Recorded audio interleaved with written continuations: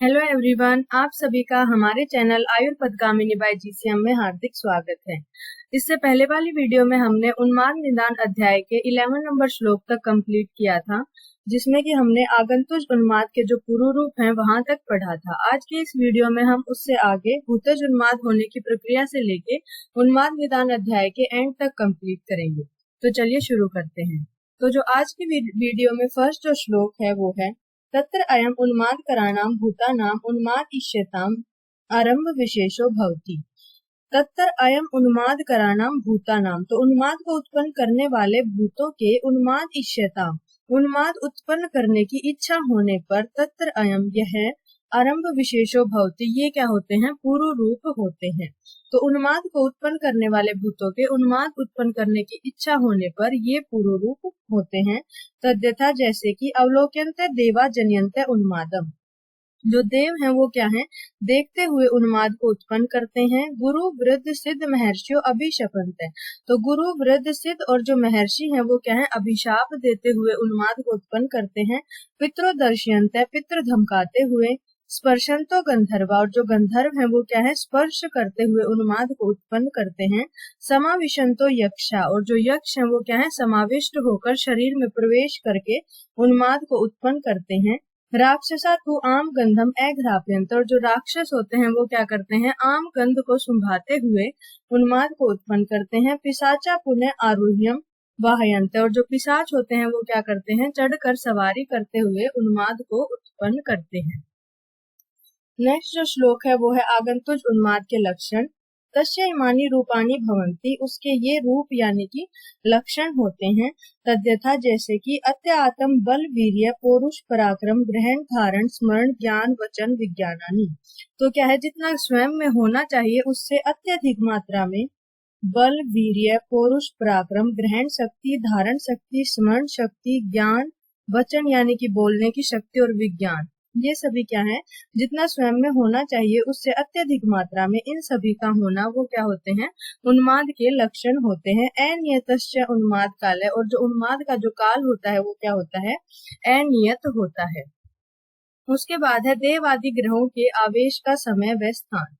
उन्मादिष्यताम् अपि खलु देव पितृ देव ऋषि पितृ गंधर्व यक्ष राक्षस पिशाचा नाम गुरु वृद्ध सिद्धा नाम वा एषु अंतरेषु अभिगमनीया पुरुषा भवन्ति। तो उन्माद की इच्छा करने वाले जो देव हैं, ऋषि हैं, पितृ गंधर्व यक्ष राक्षस पिशाच हैं, गुरु वृद्ध सिद्ध हैं, एषु अंतरेषु अभिगमनीया पुरुषा भवन्ति, तो जो पुरुष हैं जिस पर वो आक्रमण करते हैं, तो इस काल में पुरुष आक्रमण करने योग्य होते हैं। तो इस श्लोक में वो काल बताए गए हैं कि जब जो है देव आदि मनुष्य पर आक्रमण कर सकते हैं।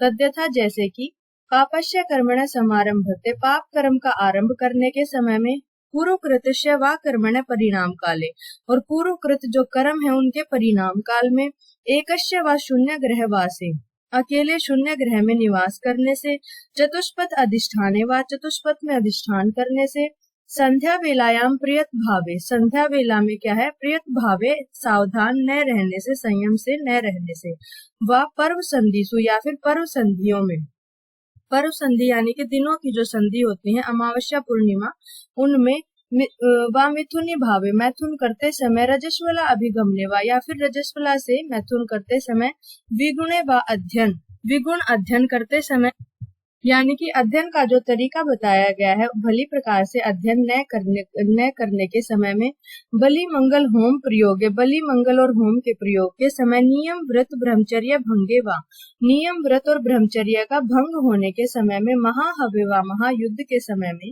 देश कुलपुर विनाशी वा, या फिर देश कुलपुर यानी कि ग्राम के विनाश के समय, महाग्रहोपगमने व, महाग्रहों के आगमन पर यानी कि सूर्य ग्रहण चंद्र ग्रहण इत्यादि के आगमन पर, स्त्रिया व प्रजनन काले, स्त्रियों में क्या है? प्रजनन काल में, विविध भूत अशुभ असूचि स्पर्शने व, अनेक प्रकार के भूतों के अशुभ और असूचि स्पर्श से, वमन विरेचन रुधिर स्त्रावे, वमन विरेचन और रक्त के स्त्राव के समय, असूचिर प्रियतस्य यानी कि असूचि सफाई न रखने से और सावधान न रहने से, चैत्य देव आयतन अभिगमने व, चैत्य या देवताओं के स्थान पर जाने से, मांस मधु तिल गुड़ मद्य उच्छिष्टे व मांस मधु तिल गुड़ मद्य इत्यादि का सेवन करके झूठे मुख रहने से, दिग्वासासी वा यानी कि वस्त्रहीन रहने से, नग्न रहने से, निशी नगर निगम चतुष्पथ उपवन शमशान आघातन अभिगमने वा नगर निगम में, चतुष्पथ चौराहे में, उपवन में, शमशान में, आघात स्थान में, वध स्थान में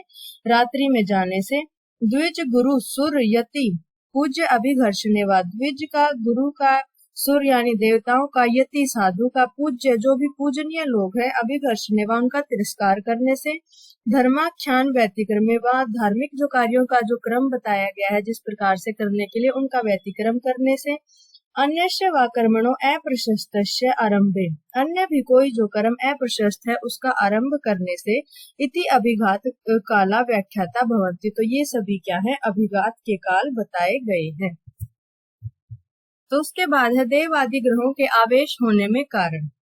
त्रिविधम तु खलु उन्माद कराणाम भूतानाम उन्मादने प्रयोजनम भवति। तो तीन जो है उन्माद करने वाले भूतों के उन्माद को उत्पन्न करने में प्रयोजन यानी कि उद्देश्य होते हैं। तद्यथा जैसे कि हिंसा, रति, अभ्यर्चन, चैत्य। हिंसा का, रति का या फिर पूजा अर्चना करवाने का, ये तीन प्रयोजन उन्माद उत्पन्न करने वाले भूतों के होते हैं। तेषाम तम प्रयोजनम विशेषम, उनके ये जो प्रयोजन विशेष हैं, उन्मत्त आचार विशेष लक्षणे विद्यात्। तो उनको हम किससे जान सकते हैं? जो मनुष्य उन्मत्त हुआ है, उन्माद से जो मनुष्य ग्रस्त हुआ है, उसके आचार विशेष लक्षण, उसके आचार के जो लक्षण हैं, जो भी वो प्रदर्शित करता है, तो उससे हम पता लगा सकते हैं कि ये जो उन्मत्त व्यक्ति हुआ है वो किस प्रयोजन के लिए हुआ है। तत्र हिंसा अर्थिनो, हिंसा के अर्थ के लिए, हिंसा की प्राप्ति के लिए जिस व्यक्ति को उन्माद हुआ है वो क्या करेगा? अग्नि में प्रवेशति, अग्नि में प्रवेश कर जाएगा। अपसु निमज्जति, जल में डूब जाएगा। शस्त्र कशा काष्ठ लोष्ट मुष्टि भी हंत्या आत्मानम, तो स्वयं को क्या है, शस्त्र से, कशा यानी कि कोड़ा से, काष्ठ से, लोष्ट से, मुट्ठी इत्यादि से स्वयं पर क्या है, प्रहार करेगा। अन्यश्च प्राण वध अर्थम आरंभते किंचित, अन्य कोई भी जो क्रिया है जो कि प्राण का वध करने के लिए प्रयोग की जा सकती है, उन सभी क्रियाओं का प्रयोग करेगा। तम असाध्यम विद्यात्, उसको क्या है, असाध्य जानना चाहिए। साध्यो पुनद्वाव इतरो, तो दो अन्य जो इससे रहते हैं, अभी हमने हिंसा के अर्थ के लिए जो उन्माद होता है वो पढ़ा है, तो इसके अलावा जो रति और अभ्यर्चन है वो क्या कहे गए हैं, साध्य कहे गए हैं, और जो हिंसा के कारण होता है वो उन्माद असाध्य कहा गया है। उसके बाद है साध्य ग्रहों की चिकित्सा। तयो साधनानि, उनको सिद्ध करना चाहिए। मंत्र, औषधि, मणि, मंगल, बलि, उपहार, होम, नियत, व्रत, प्रायश्चित, उपवास, स्वस्थ्ययन, प्रणिपात, गमन आदि। तो इन सभी का क्या जो साध्य ग्रह हैं उनकी चिकित्सा करनी चाहिए। मंत्र से, औषधि से, मणि से, मंगल से, बलि से, उपहार से, होम, नियत, व्रत, प्रायश्चित से, स्वस्ति वाचन से, प्रणिपात यानी कि विनम्रता का व्यवहार रखने से, गमन आदि और उस स्थान को छोड़कर किसी अन्य स्थान पर जाने से। एवं एते पंच उन्मादा व्याख्याता भवन्ति, इस प्रकार ये पांचों प्रकार के जो उन्माद हैं उनकी व्याख्या की गई है। उसके बाद है निज व आगंतुज उन्माद का आपसी संबंध। ते तु खलु निज आगंतु विशेषण साध्य असाध्य विशेषण च प्रविभज्यमाना पंच संतो द्वाव एव भवते। तो क्या है, जो उन्माद के हमने प्रकार पढ़े हैं वो निज आगंतुज भेद से, साध्य असाध्य भेद से विभाजित होते हुए, पांच प्रकार के जो हमने उन्माद पढ़े हैं वो पांच प्रकार के होते हुए भी दो प्रकार के ही होते हैं। तो च परस्परम अनुबंधित, वो भी क्या होते हैं, आपस में अनुबंधित होते हैं, संबंधित होते हैं। कथाचित यथोक्त हेतु संसर्गात, जो भी हमने उन्माद के हेतु पढ़े हैं तो दोषों के अकॉर्डिंग उनके मिले जुले हेतु होने से वो जो दो प्रकार के जो उन्माद हैं वो भी क्या होते हैं, आपस में अनुबंधित होते हैं। तयो संसृष्टन नयो पूर्व रूपम भवति, उनके जो पूर्व रूप होते हैं वो भी क्या होते हैं, मिले जुले ही होते हैं। संसृष्टम एव च लिंगम, और उनके जो लक्षण होते हैं वो भी मिले जुले ही होते हैं। तत्र असाध्य संयोगम, साध्य असाध्य संयोगम च असाध्यम विद्यात्। तो क्या है, जो असाध्य का संयोग है, साध्य या फिर असाध्य का जो संयोग है उनको क्या जानना चाहिए, असाध्य जानना चाहिए। साध्यम तो साध्य संयोगम, और जो साध्य का संयोग है उसको क्या है, साध्य जानना चाहिए। तस्य साधनम, साधन संयोगम एवं विद्यातिथि, और जो भी साध्य की चिकित्सा बताई गई है उनका ही संयोग करके जो साध्य है उनकी चिकित्सा करनी चाहिए। तो इसको हम इस प्रकार से समझ सकते हैं कि हमने जो निज जो उन्माद पढ़े थे उसमें हमने पढ़ा था कि जो सन्निपात होता है वो असाध्य होता है और बाकी सभी क्या होते हैं, साध्य होते हैं। और जो हमने आगंतुक उन्माद पढ़े थे उसमें हमने पढ़ा था कि जो हिंसा के अर्थ के लिए होता है वो असाध्य होता है और जो रति और अभ्यर्चन के लिए होता है वो साध्य होता है। तो यहाँ पे बताया गया है कि जब निज और आगंतुज का संयोग होता है, जब निज असाध्य होगा और जो आगंतुज है वो साध्य होगा तो भी उसको असाध्य जानना चाहिए, या फिर जो इसका जो विपरीत होगा यानी कि निज और आगंतुज में से कोई एक साध्य और जो दूसरा है वो असाध्य होगा तो भी उसको असाध्य मानना चाहिए, और अगर दोनों ही असाध्य का संयोग होगा तो भी उसको असाध्य ही जानना चाहिए। और निज और आगंतुज जब दोनों साध्य का संयोग होगा तो ही उसको साध्य जानना चाहिए और उसकी चिकित्सा उन दोनों की मिली जुली जो चिकित्सा बताई गई है उसके हिसाब से ही करनी चाहिए। उसके बाद है अपने कर्म से ही आगंतुज उन्माद होता है। नए देवान न गंधर्वान न पिशाचा न राक्षसा न च अन्य स्वयं उपक्लिष्टम उपक्लिशंति मानवम। तो क्या है, जब मनुष्य क्लेश पाने योग्य जो कर्म है उनको जब स्वयं करता है तो स्वयं के कर्मों की वजह से ही मनुष्य क्या है, क्लेश पाता है। उसके लिए न देव न गंधर्व न पिशाच और न राक्षस कोई भी इनमें से उसको कष्ट नहीं पहुंचाता है, बल्कि मनुष्य के जो स्वयं के कर्म होते हैं उसी की वजह से उसको कष्ट होता है। उसके बाद है ये त्वेनम अनुवर्तन्ते क्लिश्यमानम स्वकर्मणा न स तद हेतु क्लेशो न ही अस्ति कृत्य अकृत्या।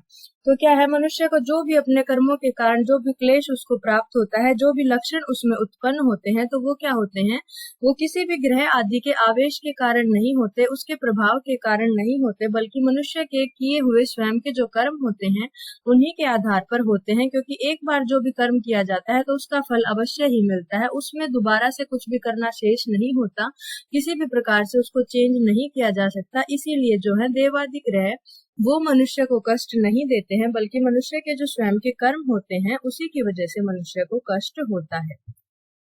उसके बाद कहा गया है प्रज्ञा परादात संभूतो व्याधो कर्मजय आत्मान न भी संशेत बुद्धो देवान पितरान अपि राक्षसान। तो क्या है, प्रज्ञा पराध के कारण स्वयं के ही कर्मों से प्रज्ञा पराध के कारण जो भी व्याधि मनुष्य को उत्पन्न होती है, बुद्धो यानी कि बुद्धिमान मनुष्य को उसके लिए देव को, पितृ को, राक्षस इत्यादि को दोषी नहीं मानना चाहिए। आत्मानम एवं मन्येत कर्तारम सुख दुखियो, यानी कि आत्मानम स्वयं को ही मानना चाहिए कर्ता सुख और दुख का। तस्मात् श्रेष्ठक्रम मार्गम प्रतिपद्येत नो त्रेषते। तो क्या है, स्वयं को ही अपने सुख दुख का कर्ता मानना चाहिए और उसी को ध्यान में रखते हुए श्रेष्ठकर जो मार्ग है अपने लिए उसी को अपनाना चाहिए। उसके बाद है देवादि नाम उपचित हितानाम च उपसेवनम ते च तेभ्यो विरोधश्च सर्वम आयतम आत्मनम। तो क्या कहा गया है कि देवताओं की पूजा जो है और हितकर जो आचरण है उनका जो सेवन है, ते च वो च तेभ्यो विरोधश्च और जो उसके विपरीत जो कार्य है सबका जो आयतन है वो क्या है, अपनी आत्मा ही है, यानी कि हम स्वयं ही उसका कारण होते हैं। तो हितकर और जो अहितकर मार्ग हैं वो सभी क्या है, हमारी ही आत्मा के अधीन होते हैं। उसके बाद है संख्या निमित्तम प्राग रूपम लक्षणम साध्यता न च उन्मादा नाम निदाने अस्मिन क्रिया सूत्रम च भाषितम। तो उन्माद की क्या है, संख्या यानी कि उसके भेद, निमित्त उसके कारण, प्राग रूप उसके पूर्व रूप, लक्षण उसके रूप, साध्यता न च साध्यता और असाध्यता, उन्मादा नाम निदाने अस्मिन क्रिया सूत्रम च भाषितम। तो उन्माद के बारे में निदान स्थान के इस अध्याय में, उन्माद निदान अध्याय में संक्षेप में जो क्रिया सूत्र के साथ साथ संख्या, निमित्त, प्रागरूप, लक्षण, साध्यता और असाध्यता ये भी उन्माद के बारे में इस अध्याय में बताई गई है। तो इस प्रकार हमारा जो उन्माद निदान अध्याय है वो आज कंप्लीट हो गया है। अगर आपको हमारी वीडियो अच्छी लगे तो प्लीज वीडियो को लाइक करें, शेयर करें और चैनल को सब्सक्राइब करना ना भूलें। Thank you so much.